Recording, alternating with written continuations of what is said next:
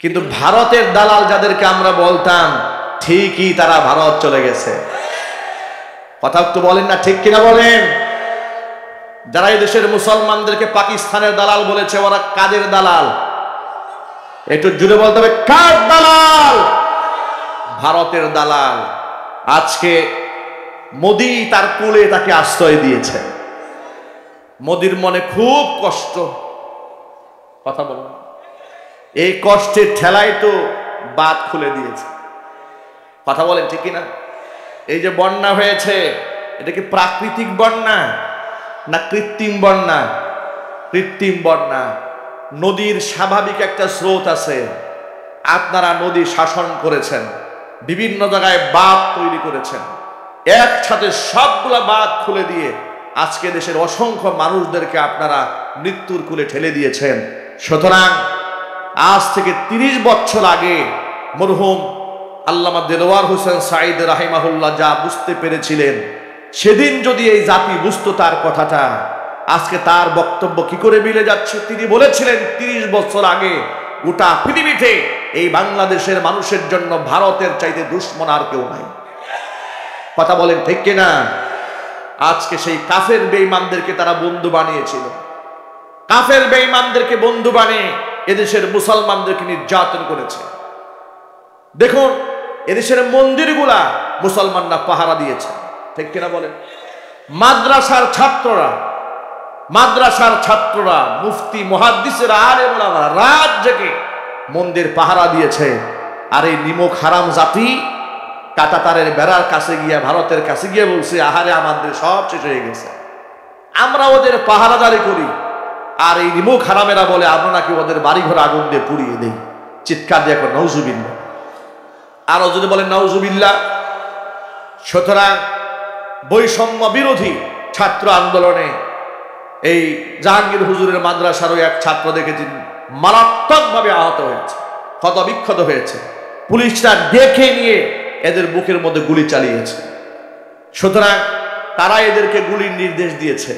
এ অসংখ্য মানুষকে হত্যার নির্দেশদাতা স্বৈরাচারী ডাইনি বর্তমান প্রজন্মের ফেরাউন শেখ হাসিনা। আওয়াজ দিয়ে বলতে হবে, ঠিক কিনা? শাপলা চত্বরের গণহত্যাকারী এই স্বৈরাচারী হাসিনা জাতীয় সংসদ ভবনে দাঁড়িয়ে বলেছে, শাপলা চত্বরে নাকি কোনো গুলাগুলির ঘটনা সেদিন ঘটে নাই। হেফাজতের কর্মীরা গায়ে রং মেখে শুয়ে অভিনয় করেছে, পুলিশ দেখে দৌড় দিয়েছে। শহীদদের রক্তের সাথে এমন তামাশা যে করতে পারে, আল্লাহর কসম আমি তাকে মানুষ মনে করি না।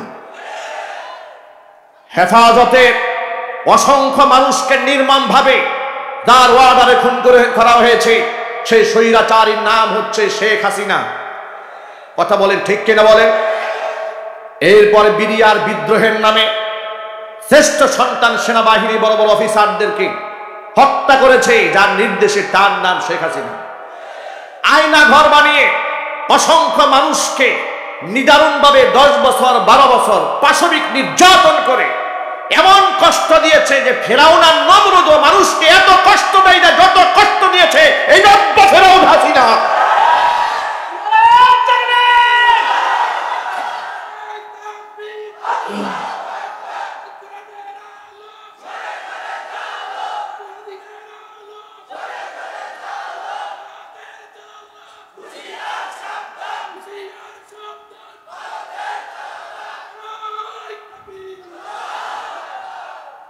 ওরা এত কষ্ট দিয়েছে,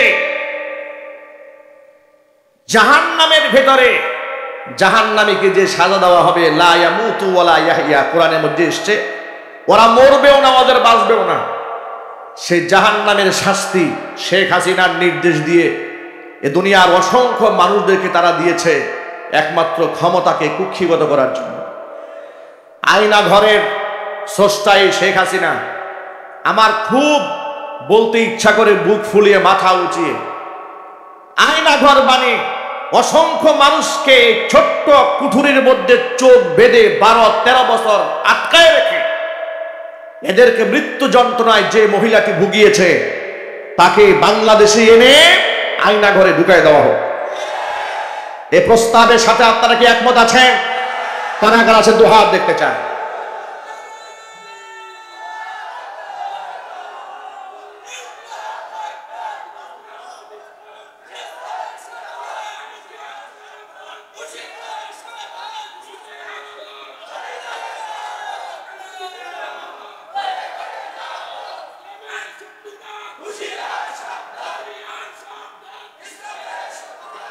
ওরা আমাদেরকে 16টা বছর স্বাধীনভাবে কথা বলতে দেয়নি।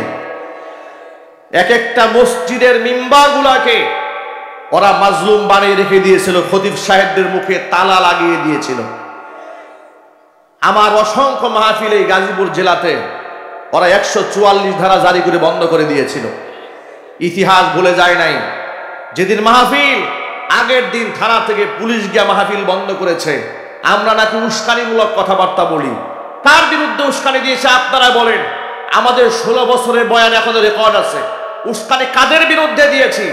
যখন দেখেছি জাতীয় সংসদে দাঁড়িয়ে কোরআনের বিরুদ্ধে কথা বলেছে, যখন দেখেছি আলেমদেরকে মাজলুম করে নির্যাতন চালাচ্ছে, বিনা অপরাধে বছরের পর বছর আলেমদেরকে জেলখানা কারারুদ্ধ করে রেখেছে, আলেমদের পক্ষ হয়ে কথা বলেছে। এটা ছিল আমাদের ইমানি দায়িত্ব। আমাকেও রাজনৈতিক মামলার 1 নাম্বার আসামি বানিয়ে গরুর রশি দিয়া বেঁধে হাতে হ্যান্ডকাপ পরিয়ে আমাকে আদালতে ওরা হাজির করেছে। জিজ্ঞেস করেছিলাম আমার অপরাধ, প্রশাসন বলেছে উপরের নির্দেশে গ্রেফতার করেছে। আপনাদেরকে ছোট্ট একটা কথা বলি, কোরআন কারীমের মধ্যে আল্লাহ সুবহানাহু ওয়া তাআলা বলেছেন, ইন্নাল মুলুকা ইদা দাখালু ক্বরিয়াতান আফসাদুহা ওয়া জাআলু আইজ্জাতা আহলিহা আদিল্লাহ। আল্লাহ পাক বলেছেন, কোন জনপদে যদি জালেম স্বৈরা শাসক ক্ষমতায় প্রতিষ্ঠিত হয়ে যায়, তারা সেই সমাজের মধ্যে 2টা কাজ করে। 1 নাম্বার আফসাদুহা, ওই জমিনের মধ্যে তারা বিপর্যয় সৃষ্টি করে দেয়। 2 নাম্বার কাজ হচ্ছে তাদের ওয়াজআলু আইজ্জাতা আহলিহা আদিল্লাহ, এলাকার সম্মানিত মানুষদেরকে তারা বেইজ্জত করে ছেড়ে দেয়। আল্লামা শাহ আহমদ শফী রহমাতুল্লাহি আলাইহি থেকে শুরু করে জুনায়েদ বাবু নগরী থেকে শুরু করে একেবারে তৃণমূল পর্যন্ত এমন কোন দেশের বিখ্যাত প্রখ্যাত মুফতি মুহাদ্দিস ফকিহ বাকি ছিল না যাদেরকে তারা তামাশার পাত্র বানায়া হাসি ঠাট্টা করে নাই। কথা বলতে হবে, ঠিক কিনা বলে? মদ খুল্লম পটেরা চেয়ার দিয়ে বসে থাকত, আর হাতে গোনা কিছু আলেমদেরকে বিভিন্ন প্রোগ্রামে দাওয়াত দিয়ে নিয়ে মাঝখানে দাঁড় করিয়ে তাদেরকে দোয়া পরিচালনা করতে দেওয়া হতো। বসতে পর্যন্ত দেওয়া হয় নাই। আলেমদেরকে এইভাবে লাঞ্ছনা তারা করেছে, লাঞ্ছনা গঞ্জনা দিয়ে জীবনটাকে তারা তিক্ত বানিয়ে ছেড়ে দিয়েছিল। আলেমদের পায়ের মধ্যে বেরি দেওয়া হতো, বুলেট প্রুফ জ্যাকেট পরিয়ে আল্লামা মামুনুল হকের মতো ব্যক্তিকে, ছোট্ট রফিকুল ইসলাম মাদারির মতো ব্যক্তিকে যখন আদালতে হাজির করা হতো, সাধারণ মানুষ চোখের পানি ছেড়ে ওদের জন্য কাঁদত। ঠিক কিনা বলেন? সালাম দিত, এদের কাছ থেকে দোয়া চাইত, আর জালেমদের বিরুদ্ধে আল্লাহর কাছে লানত পেশ করত, আল্লাহ তুমি এদেরকে গজব দিয়ে ধ্বংস করো। ওরা নিজেদেরকে খুব সম্মানিত মনে করত, দাম্ভিকতার অহংকার এমন পর্যায়ে পৌঁছে গিয়েছিল তাদের, মানুষকে ওরা মানুষ মনে করত না। বিনিময়ে কি হয়েছে দেখেন, আলেমদেরকে হ্যান্ডকাপ পরিয়ে যারা লাঞ্ছিত করতে চেয়েছে, মানুষের হৃদয় থেকে তাদেরকে উঠাতে পারে নাই। কখনো ধর্ষক, কখনো খুনি, কখনো তারা জঙ্গি ইত্যাদি কথা বলে মানুষের হৃদয় থেকে তাদেরকে উঠায় দেওয়ার ষড়যন্ত্র তারা করেছে। আপনারা এক বাক্যে জবাব দিয়ে বলেন, আলেমদেরকে মানুষের হৃদয় থেকে তারা উঠাতে পেরেছে? চিৎকার দিয়ে বলেন, পেরেছে। আর যাদেরকে ইলম দান করা হয়েছে, যারা আলেম, তাদের মর্তবা আমি আল্লাহ পাক বাড়ায় দেব। এখন আপনারা এক বাক্যে বলেন, আল্লাহ কি মিথ্যা কথা বলেন? আল্লাহ পাক কোরআনে বললেন আলেমদের সম্মান আল্লাহ পাক দিবেন। নবী করিম সাল্লাল্লাহু আলাইহি সাল্লাম বলেছেন, ফাদলুল আলিমি আলাল আবিদি কাফাদলি আলা আদনাকুম। ও আমার সাহাবীরা, তোমাদের ভেতরে সাহাবীদের মধ্যে সবচেয়ে আদনা সাহাবীর উপরে আমি নবীর মর্যাদা যেমন, একজন আবেদ পরহেজগার বান্দার উপরে একজন আলেমের মর্তবা আল্লাহর কাছে ঠিক তেমন। আল্লাহু আকবার বলেন। সেই সমস্ত আলেমদেরকে তারা অপমান করেছে, লাঞ্ছিত করেছে, মানুষের হৃদয় থেকে তাদেরকে মুছে ফেলতে তারা পারে নাই। লক্ষ্য করেন, বরং যারা আলেমদেরকে বেইজ্জত করতে চেয়েছে, ওদেরকে মানুষ এমন ভাবে ধিক্কার দিয়েছে, লানত দিয়েছে, বেআইনি ভাবে যারা আলেমদের হাতে হাত করা পরিয়েছে, আজকে যখন তাদেরকে আসামির কাঠগড়ায় যখন টেনে হিসড়ে প্রশাসন নিয়ে যাচ্ছে, মানুষেরা তাদের জন্য আফসোস করবে দূরের কথা, ধিক্কার মারছে, কিল ঘুষা লাঠি মারতেছে, এমনকি ডিম নিক্ষেপ করে ইতিহাসে রাস্তা করে ওদেরকে নিক্ষেপ করে প্রমাণ করে দিয়েছে আলেমদেরকে নিয়ে ষড়যন্ত্র যারা করেছে এদের জনগণ থুতু মেরে ইতিহাসের ডাস্টবিনে ছুঁড়ে মেরেছে। আলেমদেরকে ওরা বেইজ্জত করতে চেয়েছে। আল্লাহ রাব্বুল আলামিন আলেমদের সম্মান আরো বাড়িয়ে দিয়েছেন। যারা যত বেশি মাজলুম হয়েছে আল্লাহ পাক তত বেশি মাকাম দারাজাত আল্লাহ পাক ওই আলেমদের বাড়িয়ে দিয়েছে। জোরে কোন সুবহানাল্লাহ। বৈষম্য বিরোধী এই ছাত্র আন্দোলন থেকে শুরু করে এত বড় ফেরাউনের পতন হয়ে যাবে, 90 নমরুদের পতন হবে, ওদের সাঙ্গ পাঙ্গরা তো কল্পনাও করে নাই। কথা একটু বলতে হবে, ঠিক কিনা বলেন? ওদের সাঙ্গ পাঙ্গরা কল্পনাও করে নাই যে মালেকা হামেদা এইভাবে দৌড় দেবে। কথা বলেন, একটু বলতে হবে, ঠিক কিনা বলেন? কি অহংকার, কি দাম্ভিকতা! হাসিনা পালায় না, হাসিনা পালায় না, টর্চ লাইট দিয়ে তাকে খুঁজে পাওয়া যাচ্ছে না।